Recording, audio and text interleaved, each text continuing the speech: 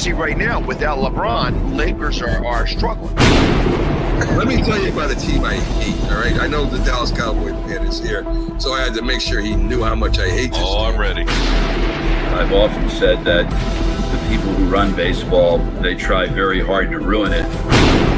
I'm from Brooklyn. I don't have a problem saying it to his face. Oh, I'm from Brooklyn. Hey, guess any.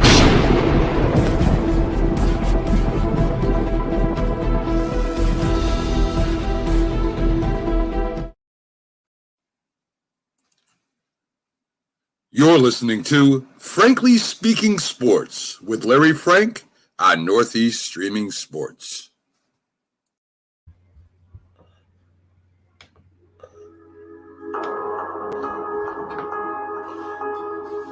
Our regular season sprint has come to a close. 36 wins in a rare 56-game season. 75 points earned in the toughest division. 7 different cities and 9 back-to-backs, with new enemies established every shift. And while it wasn't our usual 82, it was still a season to remember. We put the past behind us. We forever immortalize the 2020 Stanley Cup champion Tampa Bay Lightning. From there, we picked up exactly where we left off. The Lightning are going to win it! It is over! They're 5th in a row. Including our flair for the dramatic. Holds, shoot, score! Was it in time? Core to the tip! Lightning strike! Finally, we welcome the Thunder back to Emily. You guys don't know how much we've missed you. This banner's for you guys. Along the way, we made history. And for Victor Hedman, that is his 500th NHL regular season point. First time ever in NHL history they have started all black line in this league. A big historic moment tonight. Andre Vasilevsky, a new franchise record, his 12th consecutive win. The next man up sees their opportunity. What a goal for Ross Colton! Laurent Goulet, it's his first in the NHL. At the deadline, we reinforced our blue line. And with the playoffs on the horizon, the intensity cranked up. Oh my gosh, Sunrise Pages is clocked by Clark. Yanni Gourde! The Lightning win it! 3-2 in overtime! With a playoff spot secured, we earn the right to defend our throne. Now we're back in familiar territory. So it's only fitting we face our foes from down south. A matchup 28 years in the making.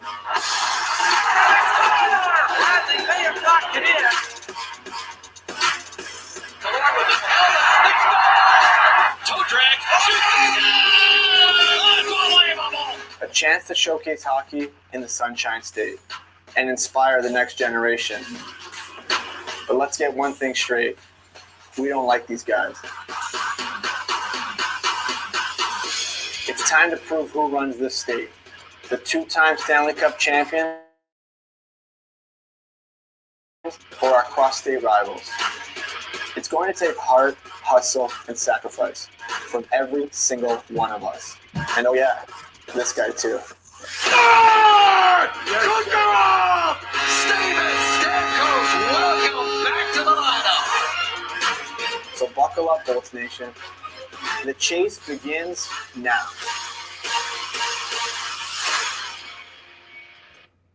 And yes, it does. The chase does begin now. Welcome to another episode of Frankly Speaking Sports. I'm your host, Larry Franken. What a great, great Thursday night it is. We are on so many platforms tonight talking about the Tampa Bay Lightning and the upcoming series versus the New York Islanders. Now, this is nothing that is new to New York Islanders and Tampa Bay Lightning fans. It's the second season in a row where these two teams have met in round 3, which is the semifinals of the Stanley Cup playoffs. And again, we will have the same scenario. We are just waiting on the schedule to be released. It'll be sometime this weekend These teams meet in Tampa at Amalie Arena in Tampa, Florida. Now, both teams have gotten to this way a little bit different of a scenario.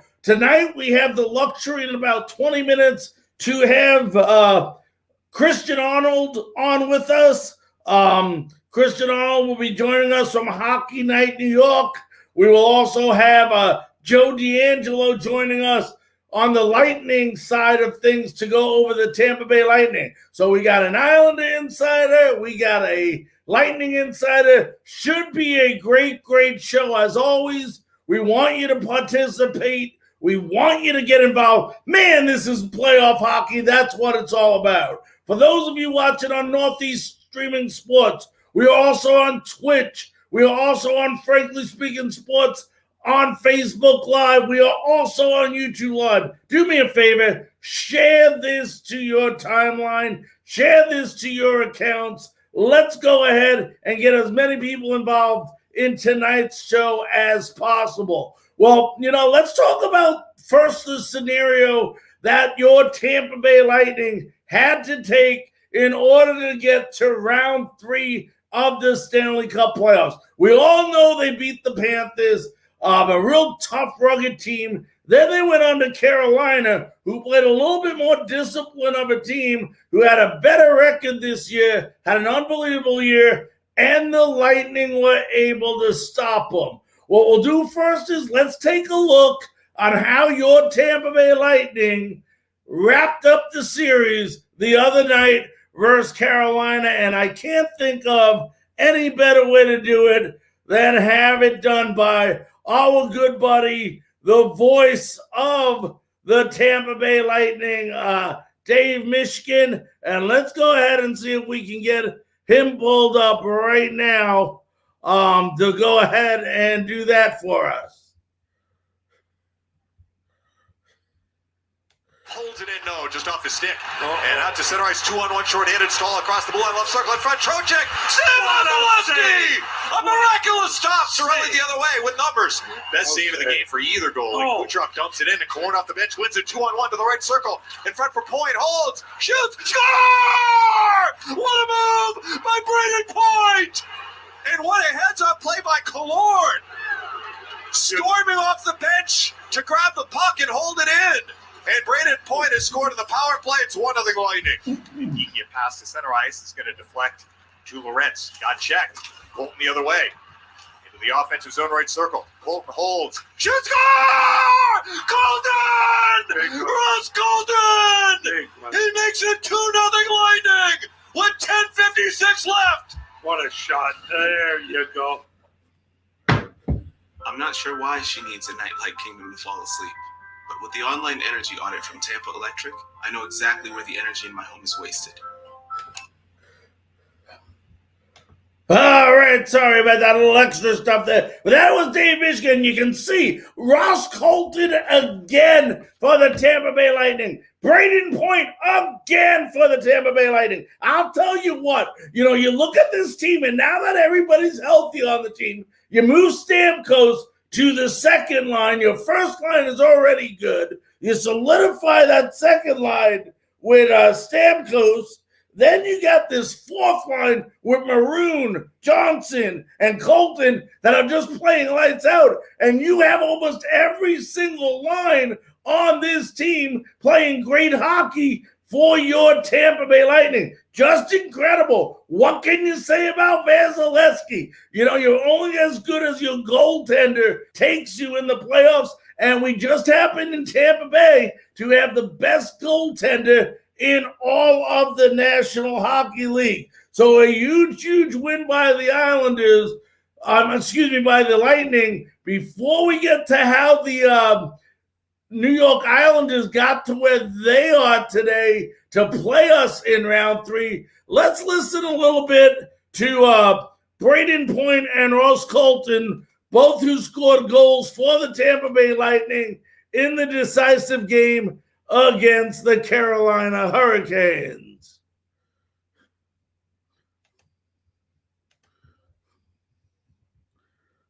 You guys have now gotten to the semifinal round of the conference final round in 5 of the last 7 years. When you look back at kind of this run you're on, and I know this is not the ultimate goal where you guys want to be, but when you guys started this, Braden, we'll start with you, just the thought of this being possible, that you guys would have this kind of run of dominance.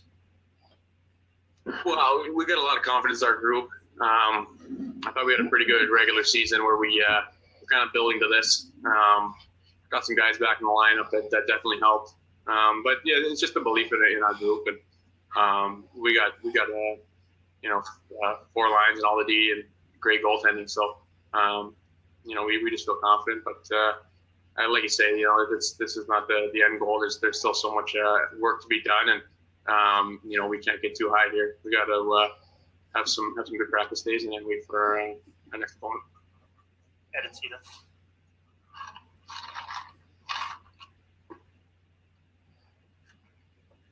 Hey, Braden, in terms of, I think it was 38 seconds between the time that Vasi makes that shorthanded save and then you score. When you're playing on the road, building's loud, how much are moments like that kind of a swing in momentum? Yeah, for sure. I mean, he's done that a lot for us this year. Makes a big save one way, and we come down and end up capitalizing. It was a pretty messy power play.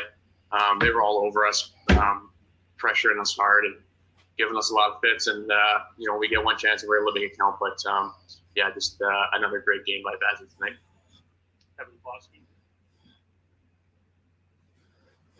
Yeah, there we go. Okay. And I just want to build off the Vasi the game tonight. And it seems like we bring him up every game.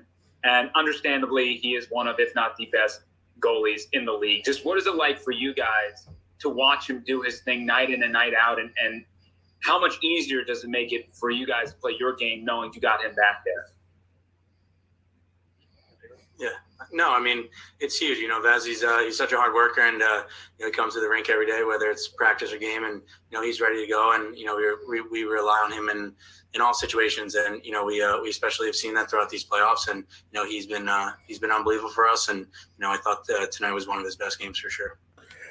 Yeah, and it's hard to say what game is his best game because Vasi has a great game every game. So, this guy is a money machine. When the game is on the line, it's Vasilevsky. I couldn't think of any other goalie in the NHL that you would want in your goal, minding your net, than Andrei Vasilevsky. I just don't see it. Now, the Islanders are going to be the Tampa Bay Lightning opponent. And, here is a team that did not necessarily use a formula that is conducive to get into the playoffs. They finished their season 5-6-3 down the stretch run, were not playing well, but got into the playoffs and knocked off the number 1 ranked Pittsburgh Penguins in the Eastern Conference. And then they got to play the Boston Bruins, another tough team. And this is an Islander team that is very, very solid on defense.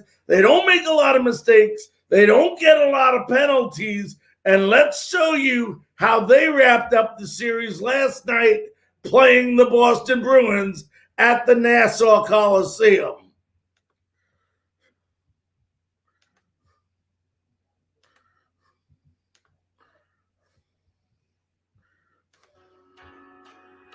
We have a good group of guys that have been here a long time.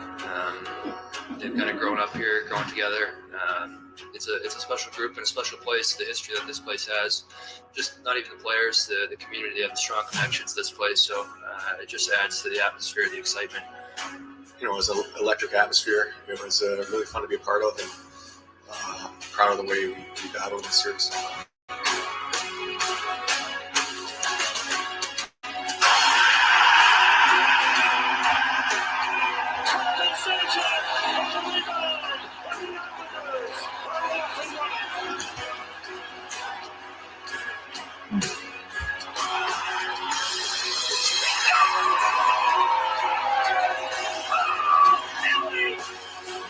Good goaltending in playoffs if you want to make a run, and we've been able to get that from both guys, and Varley's been a rock for us this whole series. Nelson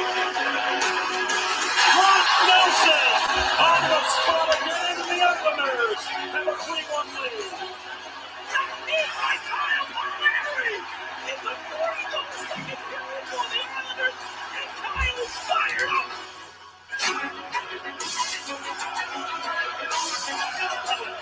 paralysis in this. Pazzo put him up with a yawning cage. He hits it. Messi then again, it's angled down. Bullseye.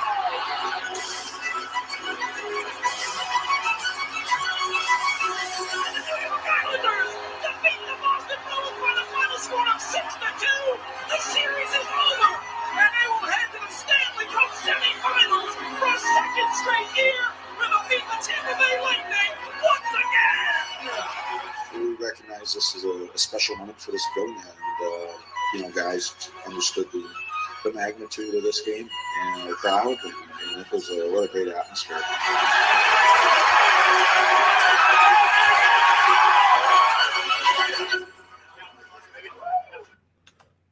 Yeah, what a big win for the Islanders. And like I said, a team that wasn't playing well. I mean, I believe it was Kyle Palmieri only had 2 goals in his last 17 games. In the 17 games he played with the Islanders, wasn't playing well. The whole team wasn't doing well, but the defense got him in it. They stuck around. They handled adversity. An unbelievable showing by the New York Islanders so far in these Stanley Cup playoffs. And we're a couple of minutes away from having Christian Arnold, the editor-in-chief of New York Hockey Now and co-host of Hockey Night New York. But before we go ahead, get him on, let's go ahead and listen to some of the stars for the New York Islanders last night, Brock Nelson and Travis Zajac. Let's see if we can get that video up of them discussing the big win in front of the Nassau Coliseum crowd last night. Hey, Travis, could you just sum up your emotions to be a part of what you had going tonight in that victory? Yeah, it's just a great team effort, contributions from everybody throughout the map, and I mean, it was an electric atmosphere. It was really fun to be a part of, and proud of the way we battled in the series. Brock, you've been here a long time. To be able to do this in front of this crowd, how special did that feel? Yeah, it was awesome. The place was rocking tonight. The fans were feeding us energy. Team played great. One of those nights, very touched on a bit after the game. You'll always remember moments like that. That was a big game, big team effort from everybody. And just feels good having full Coliseum there behind you and playing for them. And Brock, second straight series where you really had a very strong game team-wide in the closeout game. Just how good is the kind of the mental fortitude for you guys to be able to finish that off? Yeah, it's huge. Whenever you have the opportunity to close the team out, you want to bring your best. I thought we've been able to do that both times now against Pittsburgh and now Boston in front of great fans, great atmospheres. It just it feels right. You need to bring your A game, and I thought we were able to do that again.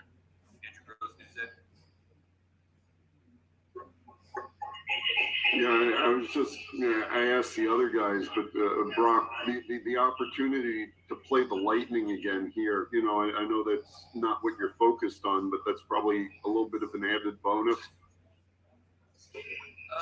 Yeah, I mean, you gotta beat the best if you want to win it all. You gotta beat the best, and I don't think anybody has been sitting here thinking about revenge on Tampa. Just trying to dig it each game, each series, one at a time. Now we can kind of turn the page and turn our focus to them. They're obviously a great team, defending champs here again. So it'll be a good battle.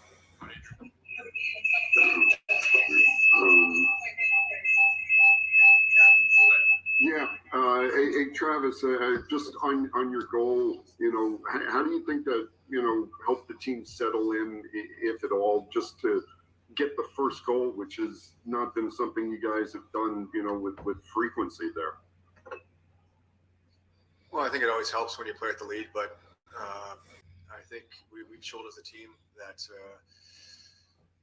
we're comfortable in any type of game, any situation, and we've shown a lot of adversity throughout these playoffs so far. So it was nice to play with the lead throughout the game, and we did a good job of staying aggressive when we had it. All righty. That was both Brock Nelson and Travis Zajac.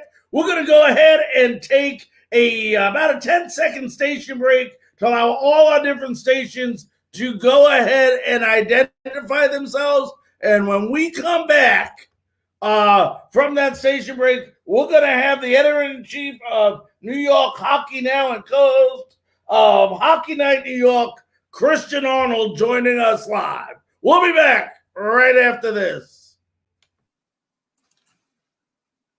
You're listening to Frankly Speaking Sports with Larry Frank on Northeast Streaming Sports. Ladies and gentlemen, welcome back to Frankly Speaking Sports. It is my great honor, thrill, and pleasure to bring in a gentleman that's been covering the New York Islanders for a long time right now. He's worked for the Associated Press, works for Hockey Night New York, works for Hockey Now. Don't know what he does. He does everything related to hockey, this guy, plus other sports as well. Let's welcome in Christian Arnold. Christian, how you doing tonight? Well, after that great intro, Larry, I can't be doing bad, that's for sure. Well, I'll tell you what, you can't be doing bad with the way your New York Islanders have been playing either. Let me ask you this, Christian. You know, when you look at a formula, I always say the teams that play the best hockey going into the playoffs are usually the ones that prevail in the playoffs. But this wasn't the story for the New York Islanders, who probably played some of the worst hockey down the stretch. I think they went 5-6-3, barely made the playoffs before having to play the Pittsburgh Penguins. Did you ever think at the end of the season that we would be talking right now, discussing the New York Islanders having a rematch with the Tampa Bay Lightning in the semifinals of the Stanley Cup playoffs? Well, I think anyone who's watched the Islanders the last couple of years, especially under Barry Trotz, knows that the Islanders are a team, and under Lou Lamoriello, the Islanders are a team that are built for the postseason. And the mere fact of them just getting there was kind of that point. Like you said, they limped to the playoffs and things were not great at points for the Islanders. So they certainly didn't look great going to the postseason. But once they get there, once the Islanders get to that point and they get their game, which they've certainly done against Pittsburgh and they certainly did against Boston, this is an Islanders team that is built for the playoffs. They're built for these long 6-7 game series where they're gonna kind of knock 'em, sock 'em series where these are going to be hard-fought matchups. You saw it with Boston. You saw it with Pittsburgh. And the Islanders, when they're playing their game, they match up just about as well against anybody. And you saw that earlier in the regular season, especially against Boston, especially against some of these other teams in the Eastern Division. So it's surprising in one sense because of the way the season ended, but it's not so much surprising on the other hand because when you watch this team and when you know the way they're built and the character and the identity of this group, they're built for this. They're built for the postseason. Yeah, and I have to agree with you because when you talk about good teams, they know how to handle adversity. And you have to say that the Lightning, in not just the end of the season, but in the first two series when they lost a couple of games, came back in each series, I believe won 3 in a row in both series. I mean, you can't say that this team is ever out of any playoff series. Yeah, no doubt about it. I mean, the Islanders are a team that, Barry Trotz has said repeatedly at different points of the season. They're a group that, he wants them to be comfortable in uncomfortable situations. And the Islanders have done that. The Islanders have made themselves sort of this team where they can lose very, very rough games and then kind of let it fall off their back pretty quickly. And then you see them bounce back to the next game and play some of their best hockey. So this team has really adopted the philosophy of being comfortable in uncomfortable situations. And that's proven something really needed in the postseason because, they'll lose a tough game against a Pittsburgh or a Boston, and the next game they're playing their best game of hockey. They're running rampant around these teams. So these guys don't have that sense of panic in them, and that comes from the experience of playing in the playoffs the last couple of years, and obviously that comes from the experience of playing against a team like the Tampa Bay Lightning in the conference final last year, where I think a lot of those guys learned a lot of lessons from that series on how to win and what it takes to win. and kind of getting beaten by one of the best teams in hockey.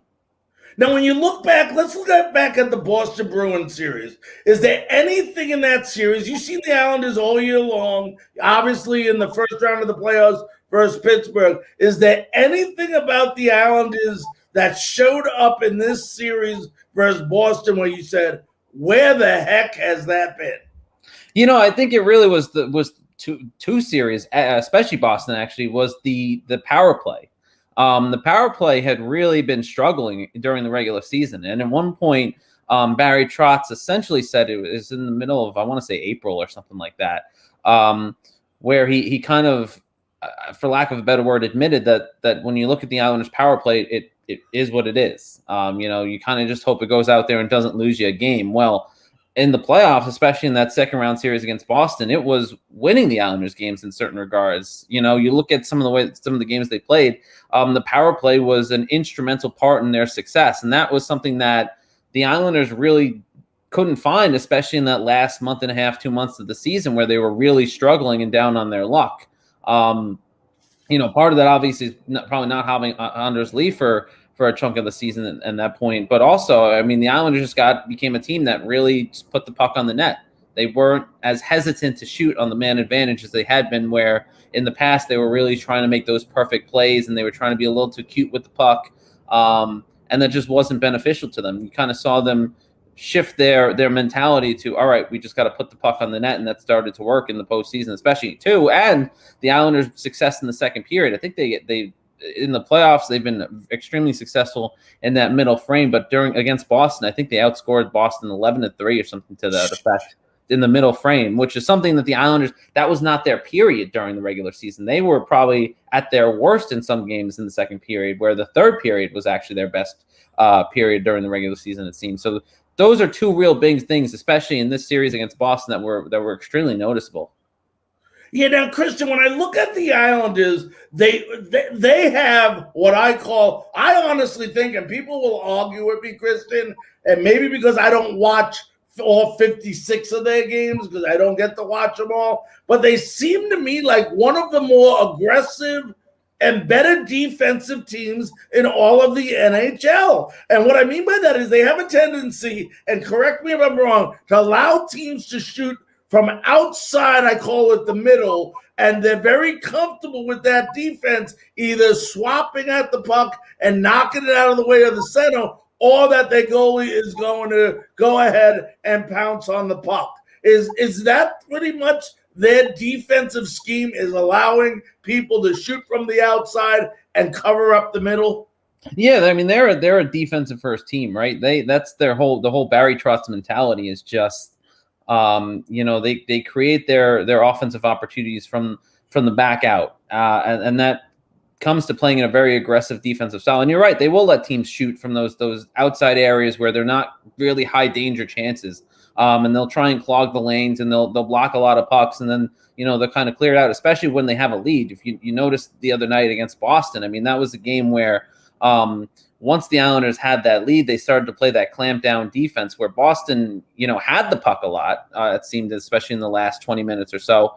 But there wasn't a lot of shots. Boston was held to just 5 in the last period, and even the shot attempts they got, a lot of them were kind of gobbled up, or they were, wide of the net, or they weren't really given a clear lane. So there was a lot of block pucks. So that's kind of the Islanders' MO, is that, and kind of why they get labeled by some people as playing boring hockey at times, is because once they have a lead, they kind of go into the clamp down defense. And to your point, they'll kind of give you that outside area, but they're not going to let you, for the most part, when they're playing their game and being successful, they're not going to get beat down low, or they're not going to give you that net front presence you want to kind of create those scoring opportunities. Now, going forward, you got the Tampa Bay Lightning. Obviously, well, you still got to say they're the best team in the NHL because they're the defending Stanley Cup champions. So until anybody beats them, they remain the best team. But let me ask you this. How good, a two-part question.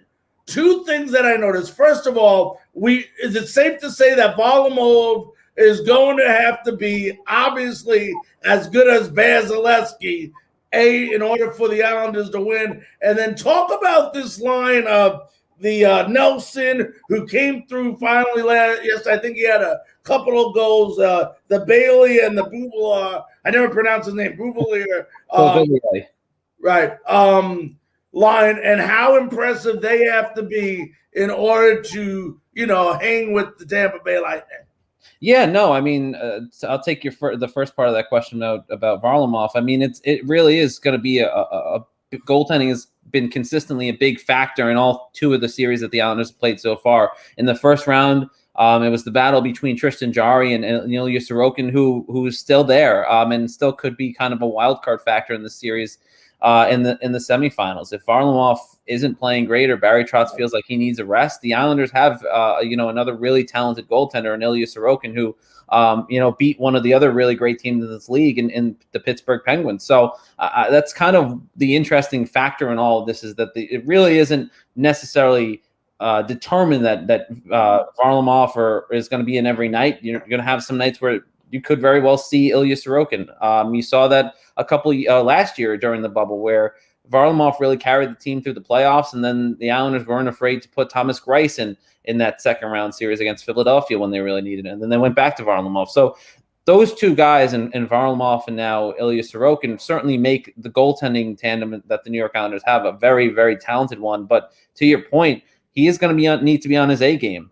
It really has come down to goaltending these last couple of series the Islanders have had. Boston too, where Tuukka Rask really was the difference maker for the first couple games until he sort of flared an injury there in the middle of the series, and then that kind of changed the tide a little bit, and the Islanders kind of got a little bit of a leg up on him in the last couple games. So, Vasilevsky is one of the best, if not the best in the league right now. There's no question about it. And this is going to be, just another test of the Islanders' willpower and the Islanders' talent as far as their offensive ability. And then to your second part of the question about Beauvillier, Bailey, and Brock Nelson, that line is extremely important too. But it shouldn't get lost either that the Pajot line of JG Pajot, Travis Zajac, and Kyle Palmieri also play an important role in kind of where you're going with that question, and shutting down and kind of being that aggressive second line, middle six there for the Islanders as well, offensively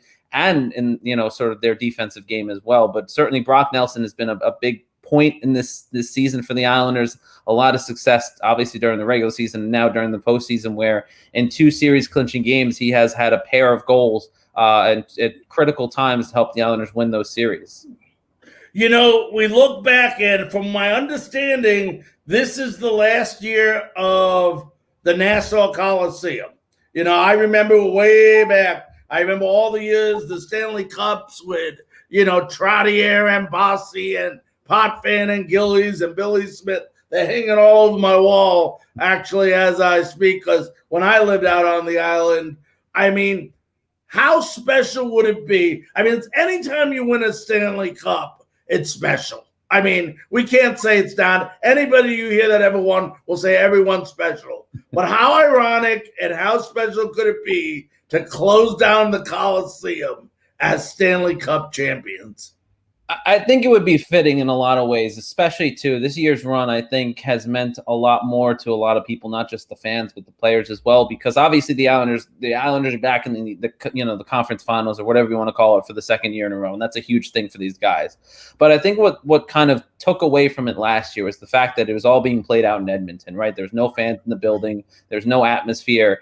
And anyone who's been to Long Island or is from Long Island and has been to any sort of event at the Nassau Coliseum knows what a special place and what a meaningful place that building is to the region. And I know I saw some Boston folks on social media the other day kind of not understanding what it meant. Maybe you have to be from Long Island or you have to have lived there for a little bit to kind of understand what the Nassau Coliseum means to that region. But to have that building full again, to have this run being taking place on Long Island at the Nassau Coliseum with fans in the building, and the opportunity potentially get back to a cup final and B, win a cup to close out the building, which sort of kind of gets forgotten in the annals of history for its historicness, means a lot. I think it would be really fitting if you close that building down with some sort of championship in one way or the other, because obviously you have the 4 Stanley Cups there. You have a building that has seen the then New York Nets of the ABA and Right.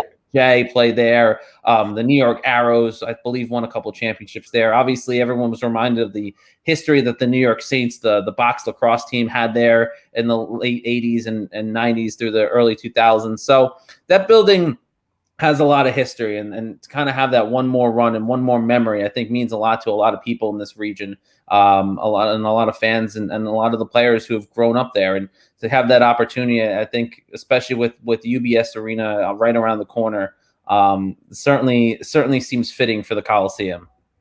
We have a couple minutes left, Christian. Let me ask you this. We talked bits and pieces about the series coming up. What are your maybe 3 quick things that you can think of, key points that the Islanders have to do effectively in order to prevail in that 3rd straight series?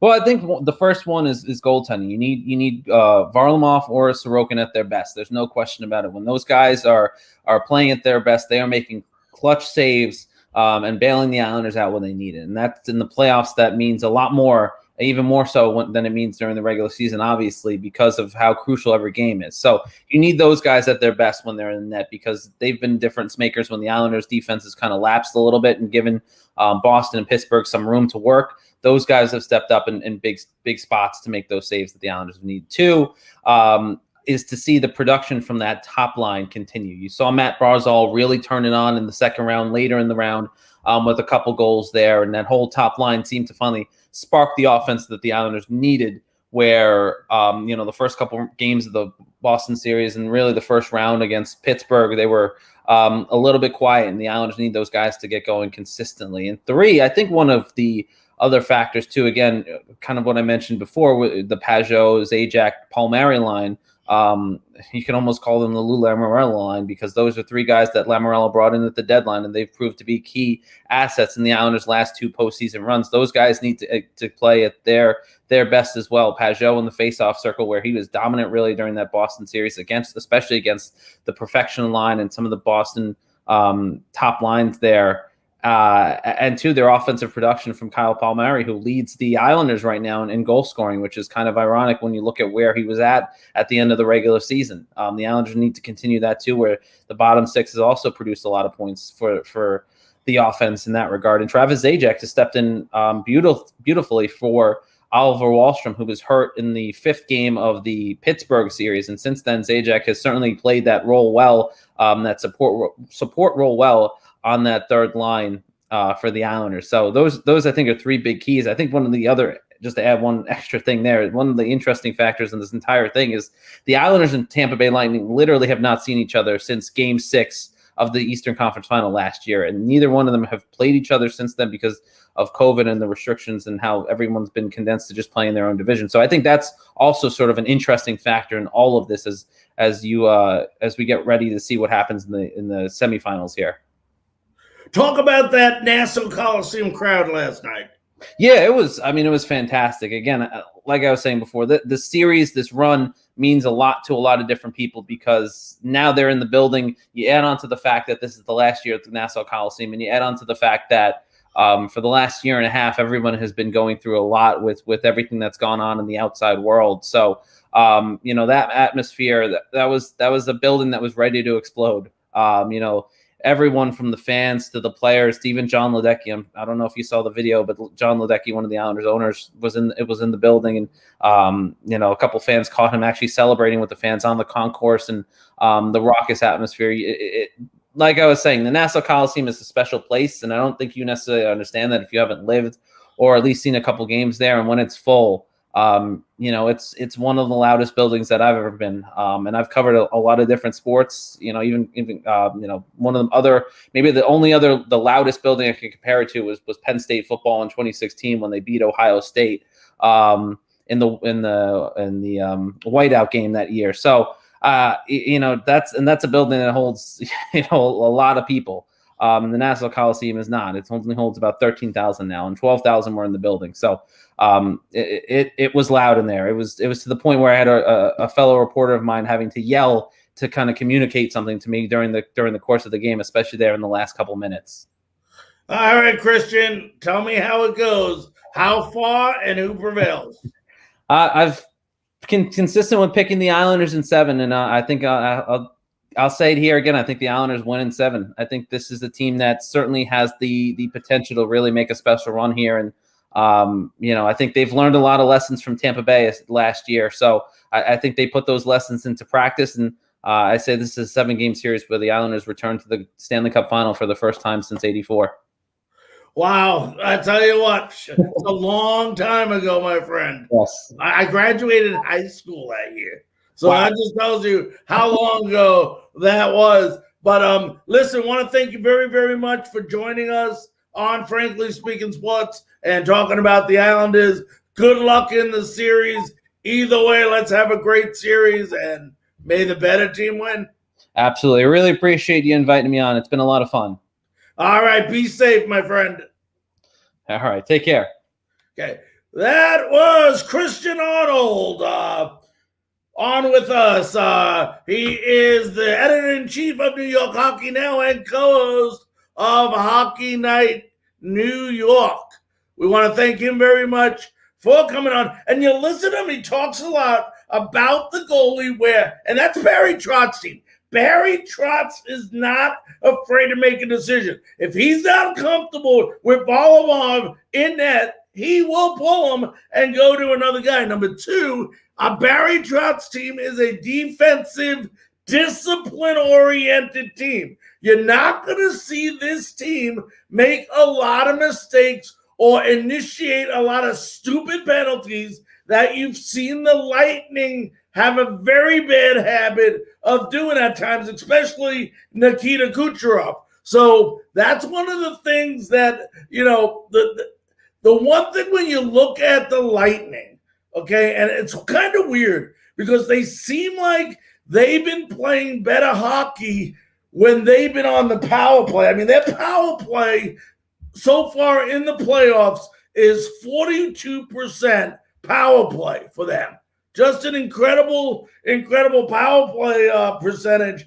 And for some reason, they just don't seem like they have kind of played their best 5-on-5 hockey. They seem like they're better when they're either A, at a disadvantage, or B, when they're 4-on-4, 3-on-3, and so on. So, hopefully, that'll prevail. Want to thank Christian very much. We're going to go ahead, take a 10-second station break once again to allow our stations to identify themselves. Once again, we are on Northeast Streaming Sports. We are on YouTube Live. We are on Twitch. We are on Spotify. We are on iTunes. We are on iHeart. We are on so many different networks this evening. I couldn't even count the total. But let's go ahead, allow all these stations to identify themselves. And when we come back, we're going to have our Lightning insider, the owner and president of the Tampa Bay Thunderstrikers, Joe D'Angelo, joining us. So let's go ahead and do this station break. You're listening to Frankly Speaking Sports with Larry Frank on Northeast Streaming Sports. Welcome back to Frankly Speaking Sports. Ladies and gentlemen, for the last about 15, 20, 25 minutes, we had the pleasure of listening to Christian Arnold talking about the New York Islanders and how, they overcome a tough stretch at the end of the season to prevail in the first 2 rounds of the playoffs, which leads to a rematch of last year's round 3 semifinal Stanley Cup playoff versus the Tampa Bay Lightning. And it has been a great honor and pleasure to bring in now our good buddy, Joe D'Angelo, the owner and president of the Thunderstrikers. Joe, how you doing tonight, buddy? Larry, how you doing? Buddy, we're in the Stanley Cup. How we doing? I'm telling you, I'm fired up. As you know, this is a very emotional time for us. I grew up in Long Island. I was raised in Long Island. I mean, I love Long Island. Islanders are my team. As a season ticket holder for the Islanders, I know everything about the Islanders. 1972, the first year for the Islanders, growing up an Islanders fan, huge diehard fan. Then I moved here to Tampa, and I've been a Lightning season ticket holder and a correspondent now for years. And I'm so proud of this team. And, again, we have the same conflict. It's like the Islanders are the birth team. And here we are with the reigning defending Stanley Cup champion, Tampa Bay Lightning, against the Islanders in a rematch of last year. And we're going to go over it. We're going to deep dive it and see what we both have to say about it. Joe, before we get into that, talk about some memories. I know it was a while ago, but do you have any vivid memories? I know you were younger, of the Coliseum, it being the last year of the Coliseum, and then closing it down, as you know. What are some of your memories? Very sad that they closed it down, but understandable. Now, of course, it's going to be a whole new thing next year, brand new, awesome place. I can't wait to visit next year, and I will go to an Islander game next year and check out their new place. But I have so many memories, so many great memories of growing up an Islanders fan and watching all those people, mostly Ranger fans, ranking on Dennis Potvin, Billy the Great, Billy Smith. Right. So many memories of the New York Islanders, and we could probably talk about the Islanders for hours on the memories that we have growing up as Islander fans. I never thought that I'd fall in love with another team, but the Lightning are my community team, and I love them. I love doing the corresponding and getting everybody up to date with the Lightning news and the insider news that you can't get anywhere. This is the thing that I love to do. And I have a lot of fellow guys, friends of mine that are in the same business. So I have more memories than I can talk about right now. The Coliseum was the place to go. I never liked MSG. I would always love to go to the Coliseum. And that's what I grew up doing, going to the Coliseum, watching these guys play, and, watching us beat the Rangers was always a fun thing to do. Yeah, but today, buddy, we're going to be talking about the Tampa Bay Lightning, and, let's go ahead and dig right into it. We beat Carolina the other night to seal up that series. Once again, Vasilevsky, unbelievable. I mean, you and I go through this every time we talk. We say we never thought we could talk about more, but your goaltending in the playoffs is what takes you to the next series. And, right now, not only is this guy the best goalie in the National Hockey League, he is also the hottest goalie right now in the NHL. If you have any doubts, why don't you ask Carolina's coach? Yep, and exactly. We had nothing. We heard about that. Yep. He was praising Vasilevsky, and during the little time that they got together on the ice, he was praising Vasilevsky and comparing him and saying how great he is and everything like that. Andre knows that. He knows that he is the best goalie in the NHL. It's undisputed. To think that Andre Vasilevsky is not the greatest goaltender in the history right now, the last couple of years, it's been 4 years that he's dominated. There's no question about it. But all these other teams' fans, I heard crap from. I told you this. When I went to Sunrise, all I heard was the Panthers are going to beat us because they beat us during the season in the season series. That means absolutely nothing, my friends, because come playoff time, you beat a team that did not have Nikita Kucherov. You beat a team that did not have Steven Stamkos. Right. So the Panthers went down. The reality hit, and the fans went and hid. And I made my point. I said, you know what? When you get a Stanley Cup, come talk to me. But you guys can't even get people in your arena. Your attendance is horrible, just like the Rays. They have horrible attendance. Nobody goes to the games. So let's look at it this way. The Panther fans were morons, in my view. But that's the Panthers fans. Let's talk Canes. about, that series is over. The Canes fans were good. Carolina. Now, let's talk about how big of a difference, Joe, does it or does it not make? Because both teams are in the same scenario. They haven't played each other all year long. Right. Are these teams' scouting departments good enough where they can look at video, look at tapes, and take care of whatever adjustments they feel they need to make in order to prevail? Or is it a big negativity for both teams? I can tell you without any uncertainty that they definitely study the tapes. They definitely do their homework. The Islanders are a better team this year than they were last year, although we did take it to them last year pretty good. This year, we have Kucherov back again, thank God, going into this series. The Lightning are 12-4 against the Islanders in the playoffs all time, winning the series in 2004, 2016, and last year, 2020. So it's the Lightning have dominated. And this year, it's going to be a little tougher. I think the Islanders definitely present a big problem. I think the Islanders are going to be harder than the Hurricanes. They're going to push harder than the Hurricanes because they have speed and they have really good goaltending. Both their goaltenders are very, very good. They're not Andrei Vasilevsky, but they're both good. And also, Joe, they have an unbelievable defense. And the one thing I wanted to ask from your expertise on this is, if you watch the Islanders as you have bits and pieces throughout the year, they're more of a team. And I was talking to Christian Arnold, the great Associated Press reporter for the Islanders, before you came on.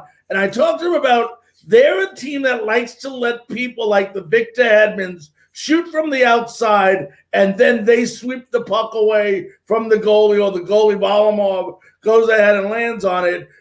So this goes to tell you, with this type of team, it isn't going to work all this fancy, look cute type passing game that sometimes the Lightning overdo. How important is it for a guy like Victor Hedman to shoot that puck and to continue to shoot that puck?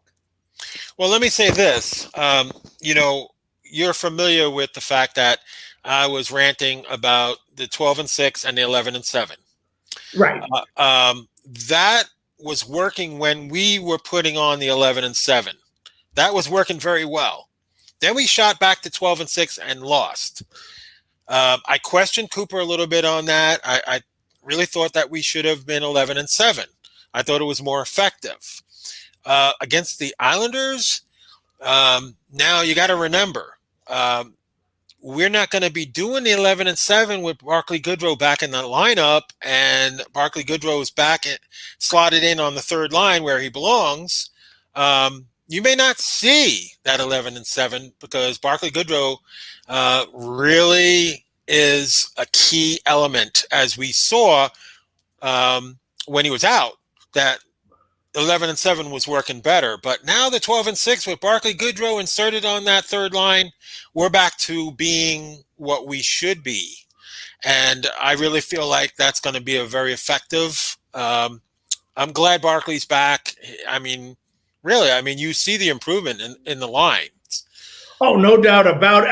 And you're He's right. great. That probably has been one of our weaker lines because of him not being in there. And I want to just piggyback on that as you talk about the strengthening of lines.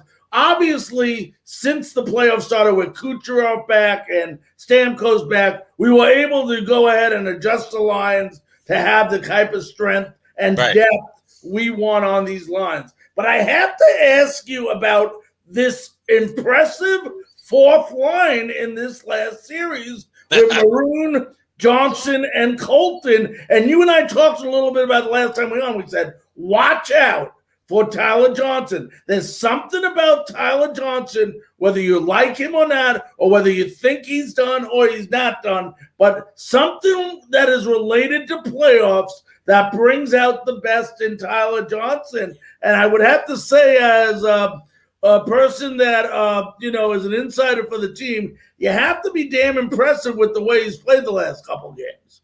Tyler Johnson has done what Tyler Johnson does in the playoffs. He's responded. He doesn't want to be out of that lineup. We're going to lose some guys, and we're not going to talk about what the roster is going to be after this is all done, Right. said and done.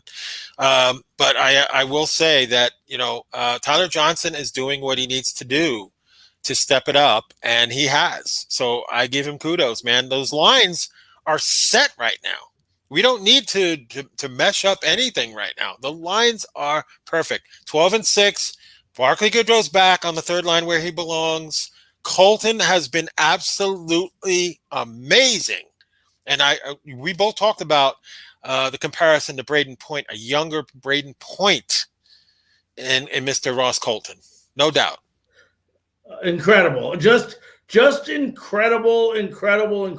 And we look at this team again over and over again, and I'm trying to think of an area. One of the areas, Joe, that disturbs me, or kind of a couple of them, and I don't want to be negative because we're having an unbelievable playoff run right now. But the Lightning the one thing the Islanders do not do that the Lightning have a bad tendency to do is get stupid penalties. The Islanders seem very disciplined under Trotz, not doing anything stupid, where we have guys like Kucherov, and Kucherov sticks to my mind. I know I love Kucherov. I wear his shirt. I wear his jersey. But it seems like he has a very bad habit of retaliating and putting us in a position that we don't need to be in. And as you get later in these playoffs and you start playing better defensive teams, those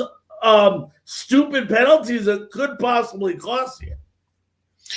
Absolutely. This is a crucial area for the Lightning. If they're going to defeat the New York Islanders, they need to stay out of the penalty box. Absolutely critical, because we can't take those stupid penalties. And you're not going to get what you saw in the Florida series with all the fighting and stuff like that.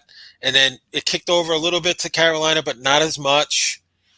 It's very important to stay out of that penalty box, and it's very important that they don't retaliate to a point where it's going to hurt us in penalty minutes and, with guys less in the box. I have a great deal of confidence in our defense. All the guys have stepped up. The defense is just incredible. Ryan McDonough, 150 career playoff games. Unbelievable. 54 of them with the Lightning. This guy has just been the whole defense. And if you've seen the last game between the Canes, these guys are laying down. They're sacrificing their bodies to block the pucks and getting hurt and everything. The defense was incredible. And you know Absolutely what, Joe? incredible. It becomes contagious. When you get a guy like a Victor Hedman or a Maroon or, whoever you want to put a Goodrow, anybody you want to throw a name out there, and they start diving all over the place, it's contagious. It drives into the other guys, and the next thing you see is everybody is diving. Everybody is doing their thing. The Sorellis and so on. And the next thing you know, you're playing incredible defense, which, obviously I would say, and probably in your opinion, that their last game was one of the best defensive performances throughout the playoffs. Absolutely. It definitely was. All those guys were dropping down, blocking pucks. It was just a great effort by this team. They are showing the world that they are the reigning defending Stanley Cup champions. And if you think that you're going to, just go into Amalie Arena and bully us and, it's not going to happen, because the Lightning know what they have to do to repeat. They know what they have to do, and they got the team to do it. But as I said on my page, and I think I shared it with your group and several other groups that I deal with, the Lightning have to play smart. They have to, take care of business. As long as you have a lead and you're playing good, all the noise in the visiting arenas are going to die out. Just like you saw that Carolina, they had high decibels of their fans up. And of course, they had more fans than we did because the Lightning, for some reason, don't have as many fans in the stands yet. I think that this next series we should go up to 17 or even 19,000. Let the fans go into the arena. Oh, no doubt about that. No doubt. And I don't know why they haven't announced that yet. And maybe once they announce when the game is going to be, I really hope they do that, because it's ridiculous right now that you see all these stadiums open to capacity and Tampa hasn't done that. And we're not there yet. We can only hope that. But, the best way to take a crowd, an opposing crowd, out of a game is to score against them. And that sets them up pretty quickly. And, let me ask you this, because we got a couple of minutes left. Obviously our goaltending has to be the same, but name a couple of key points or key factors. And I know goaltending is obviously one of them, but I'm going to assume we both know what Vasilevsky brings to the table. So we're going to squash that one out. What three things do the Lightning have to do to beat this defensive-minded New York Islander team? Just a quick note. Vasi went 4-1 with a .940 save percentage and a 1.77 goals against average. That is just unconscionable against a very tough Carolina Hurricane team that was really motivated to try to beat us and everything, and they just couldn't get it done. They couldn't get it past them. But that's beside the point. Vasi tends to do that to a lot of teams. He tends to frustrate people. And you brought up Pat Maroon. I'm just going to mention, Pat Maroon has won 10 straight playoff series, going for 3 straight championships. That's right. Isn't that incredible?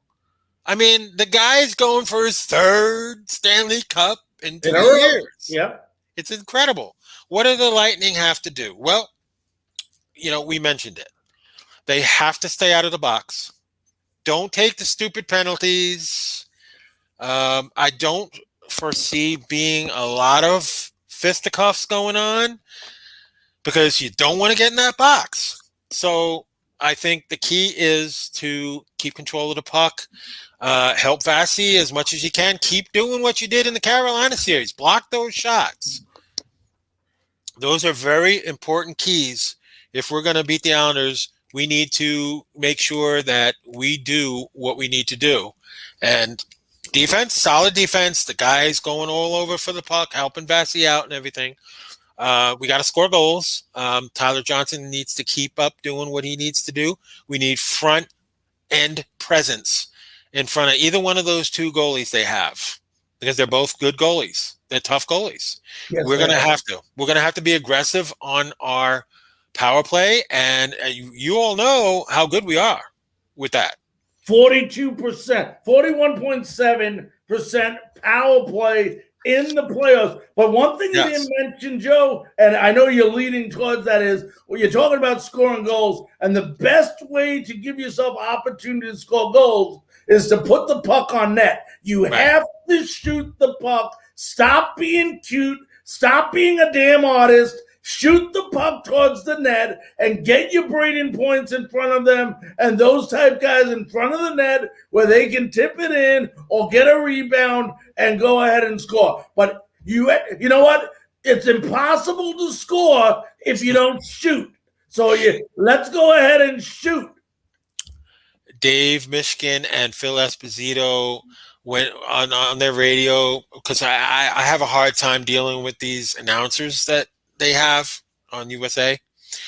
So I listen to those guys, and every time the Lightning get cute with the passes in front of the goaltenders, Phil just has a cow. Shoot the puck. And he's right. Obviously, he's right. Because what happens, Joe? Things happen when you put the puck on net. A, the goalie mishandles it goes in, or B, you get a rebound opportunity. But you can't get those opportunities if you're not putting the puck on net. The hell with being cute. The hell with these extra passes. Let the guy be there for the rebound that the goal bounces off the goalie to put it in. Phil It's a lot Esposito. cheaper to me to put the puck in the net than to not put it in the net. And that's what he said about Kucherov's shot. See what happens when you shoot the damn puck? It goes in the net. Absolutely. Yeah, and also opportunity, Larry. Opportunities. I've seen a lot of opportunities where these guys were in front of the net and didn't put it in empty nets. They had I couldn't believe the shots that they were missing with an empty net. The goaltender's on the other side. All you got to do is put it in there. Put it in high. And that's just a matter of getting too cute with the puck. That's just exactly right. put the puck in. I don't care how it goes in. In is in. So, and that's just, constantly talking about it and fixing it up. And we're good enough to do that. I mean, there's no question. So my insiders tell me, depending on the game result tonight between Vegas and Colorado, we are either going to play Saturday 7:30 on NBC, Game 1, June 12th, or the most likely option is Sunday at 3 p.m., a daytime game, Sunday at 3 p.m. in the afternoon is what I'm hearing also. So a lot of that is just going to depend on the outcome of tonight's Game 6 between Vegas and Colorado. I hate that afternoon game, and I had also the possibility, like you said, from my people at June 12th, 7:30 p.m. I'd rather see a night game. For a couple of reasons. These are big games. They should be prime time showing these games. Number two, a Sunday afternoon on a Sunday just isn't a great time for a hockey game. You lose out on a big chunk of fans that would have watched those games. I just think it's an idiotic move for whatever reason for them to make that game at 3 p.m. here in Tampa. Well, like I said, if Colorado wins tonight, their next game in the series is Saturday. And, then our series would be pushed to Sunday. If Vegas wins, then it's over. They don't have to play Saturday. So I could see that, Saturday night at 7:30 on NBC game. So a lot of it just hinges on what happens tonight. I had Colorado winning the series, but you know what? Colorado did one bad thing. They won the President's Trophy. And what happens to the team that wins the President's Trophy? We don't want to talk about that. We got bad memories about that. Yes, we do. I feel bad for Colorado because they really are the better team between the two. And they just kicked their butts the first two games. And then all of a sudden, Vegas has come back and won 3 in a row. They might finish them out tonight. You got that President's Trophy hanging over your head. That is a mental lapse. But there's a reason why they play the games. They would just give the trophy to somebody, if it was an automatic win. And, look at it. I don't think anyone in there, right? Maybe you, Joe, thought that the Islanders were going to whoop up on Pittsburgh the way they did. And they did. That's why you play the game. Because you never know from one game to another how you're going to play. You're all professionals. So you're all good hockey players. It's the chemistry you have on the ice when you're out on the ice that dictates what's going to happen throughout the game. And, good, great for the Islanders. I mean, it's great to see them back and everything, but I'm going to tell you right now, the Tampa Bay Lightning are going to win this series, and they're going to go on, and they're going to go to the Stanley Cup, and they're going to win the Stanley Cup. All right, my friend. Well, as always, my friend, I want to thank you so much for joining us on Frankly Speaking Sports. And I'm sure we'll talk much more in the next couple of weeks. Like I said, I'm always, I could free up some time and everything, and I love doing the show with you. And fellow Long Islander and a Lightning diehard fan that we are, it's always great to be on your show, and it's always great to help people out and let everybody know what's going on. And I enjoy it. It's my hobby. I love doing broadcasts, and especially with you. So let's go Lightning. Keep an eye on my page, because I will give you firsthand information as soon as it's released. We don't speculate. We give facts. That's it. All right, Joe. Thanks very much, buddy. Be safe. Larry, have a good night. Let's go Bolts. All right. Whoops. I don't know what happened there. But all right, that was Joe D'Angelo, owner, president, Tampa Bay Thunderstriker, our Lightning insider here on Frankly Speaking Sports. We stayed a couple of minutes later, folks. I hope everybody enjoyed this amazing show. You got to see guys from the Islanders, guys from the Tampa Bay Lightning, as we get ready for this unbelievable round 3, the semifinals of the Stanley Cup, either beginning this Saturday or Sunday, like Joe D'Angelo said. As we close out our show, first of all, I want to thank, let's see if we, I want to thank Christian Arnold and Joe D'Angelo for joining us tonight on the show. But also, folks, don't know if a lot of you know, but we as you see in back of me, there's a USF flag, South Florida. All of us here on Frankly Speaking Sports want to wish the best of luck to Billy Mole and his USF baseball Bulls, who will have a chance to reach the College World Series if they can defeat Texas, I believe this Saturday or Sunday. So we want to wish them the best of luck. Let's bring home a win. As otherwise, folks, want to thank you all very, very much for joining us on Frankly Speaking Sports tonight. We'll see you next week, Monday night, 9 p.m. Eastern Time, on another great episode of Frankly Speaking Sports.